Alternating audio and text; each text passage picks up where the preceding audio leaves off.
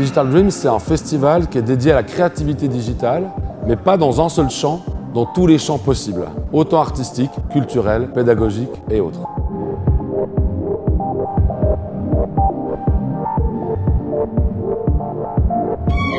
C'est pas tellement d'être un festival de geeks ou un festival techno, c'est plutôt de voir comment aujourd'hui, dans notre société actuelle, des créatrices, des créateurs, des artistes, des institutions, des écoles vont utiliser ce langage pour créer des choses qu'on n'a peut-être pas l'habitude de voir. Donc il y a des choses artistiques, il y a des choses pédagogiques, mais pour tous les publics, il y a des choses ludiques, mais à travers lesquelles on peut quand même apprendre des choses. Donc c'est un peu une diversité. Souvent on pourrait imaginer que quelqu'un vienne pour une composante, je viens pour le jeu vidéo, mais une fois dans l'enceinte du festival, je découvre qu'il y a plein d'autres choses et je vais donc forcément rencontrer des expériences que je n'aurais pas imaginées ou que je ne serais pas allé voir dans un autre contexte.